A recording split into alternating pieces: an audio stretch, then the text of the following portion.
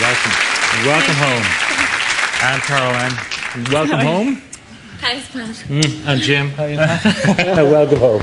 Sit down there, the lot of you. It's been touch and go about this show because you were all working away in the desert on the video and we were wondering whether you'd make it back. So I'm delighted that you did, folks. Oh, thanks. Thank you. Yeah. You nearly came to no good in the, what was it, the Mojave Desert? Yeah. What happened, Sharon? Well, we'd flown from Ireland to LA and I think we were all a bit jet lagged and we were shooting the video for this new song, Breathless. And we were in the Mojave Desert, which is, you know, where Death Valley is and it's northeast of Los Angeles. We were shooting for 2 days in the absolute scorching heat. And both myself and Andrea came down with heat exhaustion. So we were rushed to emergency in the local hospital. The local hospital was so full that a doctor couldn't see us, so nurse checked us over and we seemed to be just exhausted, just kind of limp. And the next day we were fine again, but it was... Okay, a bit scary. It was, yeah. Now you know why it's called Death Valley. Yeah. All those bones, whitened bones littering the place. Jim and Caroline didn't have any problems at all? No, They're fine. For some reason we didn't, look, we were hot for sure, but we didn't have any problems. Don't know How long has this album been in the melting pot? Oh, it must be about, it's a year and 2 months anyway, I'd say. Yeah. And you recorded most of it in Ireland? Yeah. Yes, Dublin. Was that a big difference to your previous enterprises, you know, being knocking around here? Because there can be huge distractions, as we all know, in Dublin. Oh, yeah. Yeah.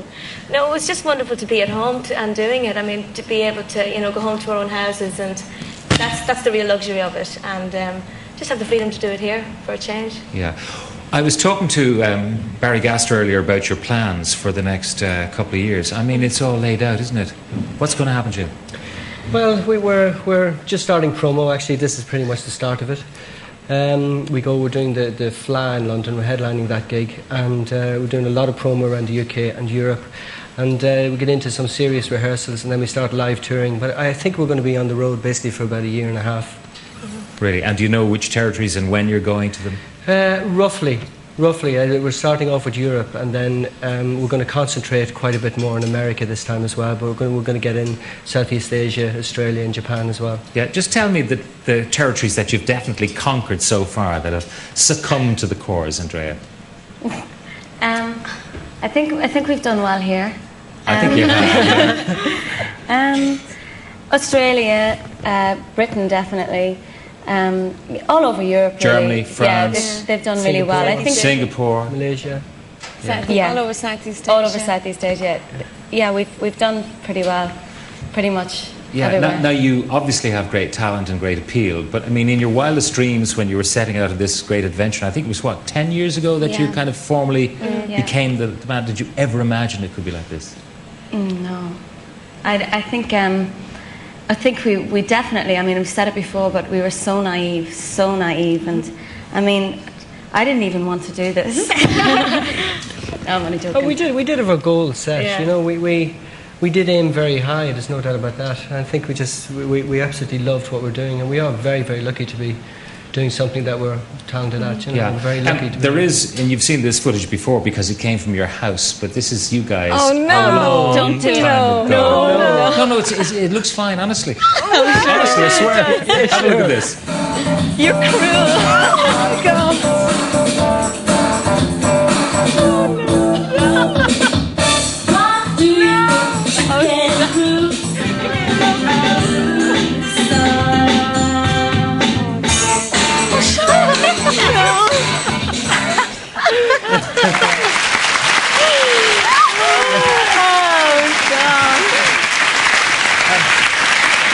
Sneaky one. It was a sneaky one. Okay. Very Hands sneaky up, one, Pat. I hands didn't up. know about Sneaky. that one. But the thing is that your moves and all that were fully formed even then. I mean, That you was did, a joke. honest, That was we used to get so frustrated rehearsing all the time that we would end up doing the craziest moves you ever thought of. That end stuff was just an absolute joke, and it was just a product of frustration. No, but I was looking at Andrea, the hair. You do that now. It's a kind of a part of your presentation of songs. You know, yeah. I have to stop, so. But when you were doing that stuff, I mean, your parents, I mean, your father and your late mother, who you lost during the year so tragically, they were really behind you because they'd been on the road themselves, hadn't they? Yeah. Yeah, which is different. You know, it's I think it's difficult for parents to say, well, you know, go out and do something as risky as what, you know, we've done, because it is extremely risky, and it worked for us, and they were very supportive. Yeah, they're still mortified. Though. Sharon can't get over. I can't believe that. Yeah, but you haven't like changed the hairstyle. The hairstyles were good. The hair was good. But the business of your mother and father encouraging you. You know, a lot of parents would be saying, "What's that noise going on up there?" Yeah. You know, and knock on the ceiling with the brush and say, "Keep it quiet." But your folks actually They pushed you really, over I it. mean, they really kept us going. I mean, you know, in the early days, I mean, and you could see on that documentary, which the footage is from, you know, at times we thought we were very close to a record deal, and somebody would come in and we'd do that for them, and obviously that's why we didn't get it at the time. But you know, and then all our hopes would be, you know, lifted up, and then just absolutely dashed. We wouldn't get one. So Mum and Dad just kind of kept the faith going. You know, really. Yeah. As I supported us. recall it, though, you got the deal in America, Yeah. and yet it wasn't the first territory that you conquered. No. It's amazing, because it's really it's probably going to be, in comparison to the rest of the world, the last one to come in, really. And even that sounds presumptuous. I mean, we hope it does. We've done okay there, but nothing like what we've done here around the rest of the world. Yeah, I mean, you've gone gold in America anyway and Yeah. sold a lot Yeah. of albums. Yeah. But you want to go We want to- platinum and yeah. double Oh, platinum absolutely. and all the rest of it. Touring, though, Andrea, it's tough. I mean, I've met you loads of times when you've maybe just come back from a long stint around the world, and you go on and you perform brilliantly, but you're actually pretty close to exhaustion a lot of the time. Yeah, it's definitely very intensive, and it is hard on your body, but it is the adrenaline and everything like that. It's extremely exhilarating and quite addictive, really. You know, you feel funny when you're still afterwards. It's a very, very weird existence, but you know, I think that the hardest years was the beginning, was trying to have people listen to our music, you know, at the very beginning, which means you have to play everywhere and everything, and then when you build up, Yeah, because and there is an people know you impression can do that you were little an things. overnight success, which is Yeah. not so. 10 years, I think it is this. That's what it this took us to become the in overnight June, success. it's 10 years together. You know. 10 years as a band, As as a a band. family, Yeah, but somewhat we longer, of started- course. Yeah. But when you say 10 years to get where you are, when John Hughes, your manager, came on board, how many years ago was that? That was 10 years ago. That was 10 years Yeah. with John. Yeah, it was when we were, you know, when was a he was huge- involved in the commitments, and we met him doing that. Huge act of faith on his part. all I those think years it was a ago. vocation. Active madness. You know, active madness. But I think it was really a vocation for him, you know. Yeah. Incredible. As I said, you lost your mother during the year. I mean, but you at least had achieved so much. She tasted your success and all the work that... She got to enjoy it as well, which was the great thing. I mean, we took off actually in Australia and in Ireland first, and we were able to bring Mum and Dad out to Australia, and they were able to have a fantastic holiday and see us gig almost every night while we were there. So I think it was nice that she did see, you know, practically everything that happened to us, you know, before she died. I think, Sharon, you've been on the record saying, like, a music career can, you know, be short. You've got to exploit it Yeah. while you can, but at the same time, life can pass you by. I mean, do you think about having a family? I know you're in a relationship. Do you think about, you know, how difficult it is to Definitely. maintain that while you're away all the time? Yeah, I do, and I think it's. I think for a lot of, I mean, you read stuff in the papers all the time. I mean, I don't know how true it is, but an awful lot of couples that are in show business or one part of the couple, they end up separating because they don't see each other, and it is a struggle to keep things together. I mean, I have great faith in what I have in my relationship, but I mean, it's hard work when you're away all the time. You're in a relationship as well, Carol? I am, yes. And do you find it the same, that you got to be on the phone 7 times a day? I think you've got to have a very understanding partner. I really believe that. I think if somebody who's going to, you know, be very supportive and encourage you to be as successful as you can be, And vice trust versa. you totally. Oh, yeah. Exactly. And I think if you have that, you can make anything work. Yeah. How about you, Andrea? You spoken for yet? No. That's kind of a no comment, isn't it, really? when your name is linked with all these people, does that bother you? Or do you just enjoy I kind of it? admire that girl they've made up. She's pretty. What the amount of people she's seen in the last while is quite incredible. So I admire her, but she's not me. She's not you. But did you date Robbie Williams or anything, any of that stuff? No. Oh, you're very bold. I just wonder. I saw him. He came over to Ireland, and we visited. He came and we had dinner with Caroline. Yeah. Oh, he's made me nervous. But no, I didn't date him. There was no relationship. There was nothing like that. Yeah. No, we went out for lunch the next day, and that's when all. Yeah. But if you're seen with somebody, that's what happens, isn't it? They label you straight away as having a relationship, even though you might only go in for a cup of coffee. Or I know, and it really does put an awful lot of pressure on you. You know, it means that you can't just see anybody. It doesn't have to mean anything, but if you do, they're going to put you together. And how do you get to know somebody? Because, you know, normally people get to know people slowly. Yeah, and outside, in public. You shouldn't have to, you know, it shouldn't always have to be hidden. You shouldn't have to worry. The other person shouldn't have that pressure either.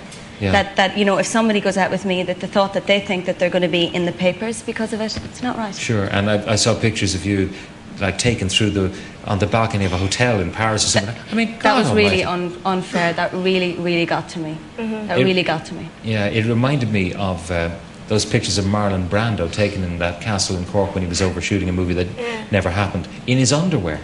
I mean, someone had a telephoto lens, and there he was, and his wife from kind of stretching out the window. Was he looking good? I'm afraid not. It's the stories that they make up. It's like, it sounds so amazing, you know. Like, you know, for a midday rendezvous. I remember that's what was written there. I mean, it's just, and there you are, and it's like a juxtaposition of you, and that's your face and everything that in this mad situation. You read it about other people years ago, and I just. I'm glad it's entertaining. I mean, that's how you see it. If it's going to be entertaining to people, that's fine. But I can't be brought in to be the same person. Well, you're footloose and fancy free at the moment. Jim, what about you? Are you? I haven't been caught yet. That's all you've got to say about that. I'm seeing somebody at the moment, yeah. Oh, you are seeing somebody at the moment. Okay, well, it's not ours to pry into these things. Someone in the audience wants to ask a question, yeah? Someone up there, yeah? Yeah, I'd just like to ask a question. As a group, and I know your family, do you get on well? Are you good friends? We're great. We're really great friends. I think it's very hard for any group of people to spend, you know, regardless of being family, the amount of time that we have spent together. But I think we're very lucky. Some families don't get on, and they say blood is thicker than water. But I think I would care not to rely on that. I think you have to really work at getting on with people. And for us, we are the only people that can understand our situation fully, you know, jet lag, you know, slightly depressed, or, you know, having a great time, or the paparazzi in Andrea's case, or the rest of us. We can understand each other, and I think for that reason, we're like soulmates in that way. We get on. Yeah, but you are siblings, and siblings do things either deliberately or accidentally to annoy each other. So, Jim, what annoys you about your sisters? When we were starting, well, God, I'm not going to get into that. I'm sure there's plenty of things about me that annoys them. But, you know, at the beginning it was a lot tougher when we were just finding our feet and learning to live with each other on the road, which is a highly unnatural environment. You know, normally you leave the nest at about 18, you go off and do your own separate thing. But we're actually working together. And we certainly did have our moments, but we worked them out, and we're very lucky at this stage that we do get on as well as we do, and being so tightly. Well, I mean, now that you're so successful, you actually can create space between each other, because you all have your own houses and your own places to retreat to at the end of a gig or whatever. You know, you don't live together, play together, party together.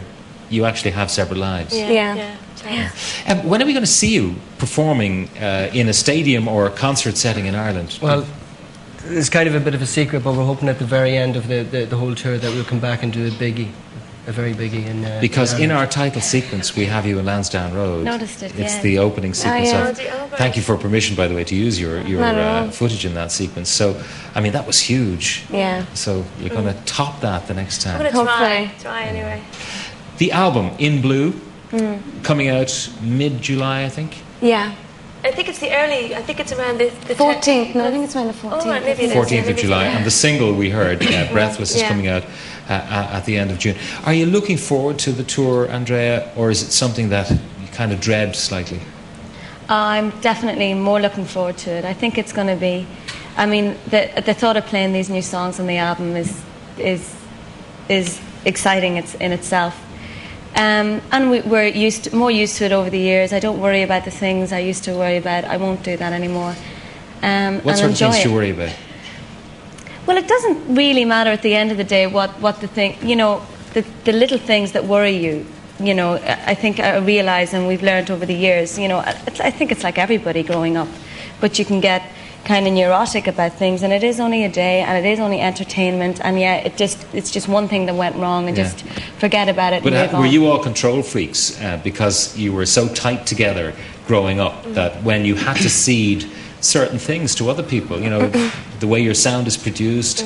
That's very much about being a team, and we are a team. In fact, we're probably more a five-way team with our manager. Our manager has got a brilliant ear. We certainly run a lot of things by him as well, and that's the way that we work. And I think at the end of the day, that's the way that we can project the best.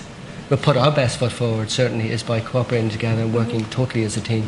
So as individuals, you do have to compromise, because you can't be right all the time. We do make mistakes as individuals, but there's less chance of that happening when you're five-piece. Yeah. When you're five-piece, and John is a little older as well. He's got maturity. He's still out in the States. He's overseeing the mixes for this album. Yeah. Right, and the video we'll be seeing on MTV and all that pretty soon, I reckon. Yeah, as long as they pick it up. They will pick it up, I have no doubt. I think the next 2 years are going to be really phenomenal for you guys. I mean, when I met you first, I thought you were fully formed. You know that, and I said, no, I don't mean it that way. I meant as a band, as a unit, you were fully formed.